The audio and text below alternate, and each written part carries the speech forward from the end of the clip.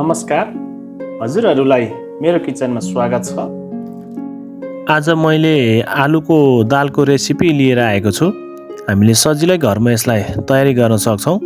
अरू दाल जस्तै निकै स्वादिष्ट हुने आलुको दाल हामीले सहज रूपमा सजिलै तयारी गर्न सक्छौँ। आउनुहोस् मिलेर सुरु गरौँ। यो दाल कसरी बन्छ? सुरुमा हामीलाई आलु चाहिन्छ। मैले यहाँ 6 पिस बोइल आलु लिएको छु। आलु चाहिँ मैले नयाँ आलु लिएको छु। पुरानो आलुभन्दा नयाँ आलुको दाल निकै स्वादिष्ट हुने भएकोले मैले नयाँ आलु लिएको हो। आलुलाई चाहिँ हामीले म्यासर अथवा काँटा चम्चाको सहायताले अलिक खस्रो हुने गरेर म्यास गर्नु पर्दछ।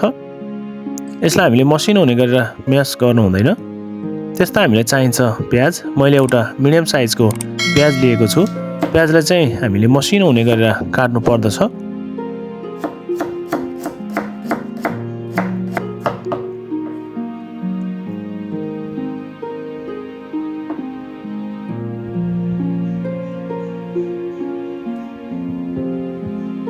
त्यस्तो अब हामीलाई एउटा सानो अदुवाको टुक्रा पनि चाहिन्छ। हामीले अदुवाको टुक्रालाई पनि मसिनो हुने गरेर जुलियन काट्नु पर्दछ। अथवा हजुरहरूले यसलाई चप पनि गर्न सक्नुहुन्छ। लसुन पनि चाहिन्छ। मैले 3 टुक्रा लसुन लिएको छु। लसुनलाई पनि मैले जुलियन काटेको छु। हजुरहरूले यसलाई चप पनि गर्न सक्नुहुन्छ।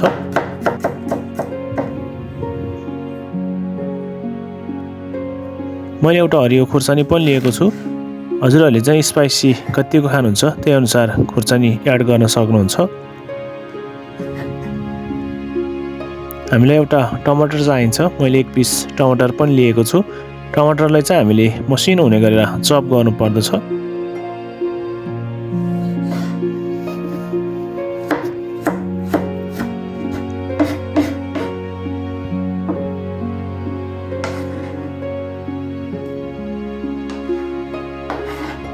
अब ग्यास बालेर हामीले एउटा कराई बसाल्नु पर्दछ। कराईमा चाहिँ हामीले घिउ अथवा तेल राख्न सक्छौँ। हामीसँग जे उपलब्ध छ त्यही राख्नु होला। घिउ तातिसकेको छ। अब मैले जिरा र धनियाँको दाना यसमा राखेँ र त्यस्तै 3 पिस सुकेको खुर्सानी राखेर यसलाई हामीले एकचोटि चलाउनु पर्दछ। थोरै हामीले यसमा हिङ पाउडर पनि राख्छौँ। हिङ पाउडरले चाहिँ दालको स्वाद निकै बढाउने काम गर्दछ र हाम्रो पाचन प्रक्रियामा पनि यसले भूमिका खेल्दछ। अघि चप गरिराखेको प्याज, अदुवा, लसुन र हरियो खुर्सानी राखेर यसलाई हामीले फ्राई गर्नुपर्दछ। हामीले यसलाई चाहिँ गोल्डन ब्राउन कलर हुने गरेर फ्राई गर्नुपर्दछ। हजुरहरूले देख्न सक्नुहुन्छ। अब यसमा हामीले राख्छौँ बेसार। त्यस्तै यसमा अब काश्मिरी मिर्च जान्छ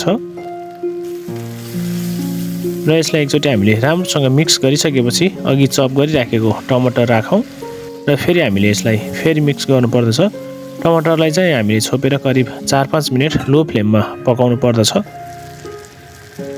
हजुरहरूले देख्न सक्नुहुन्छ टमाटर राम्रोसँग गलिसकेको छ।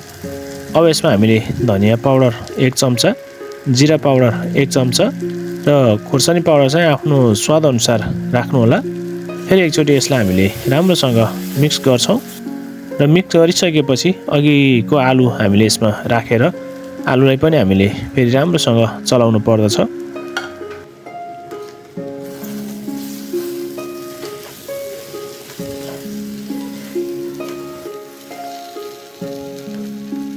आलुलाई राम्रोसँग मिक्स गरिसकेपछि हामीले यसमा आवश्यकता अनुसार पानी राख्नु पर्दछ।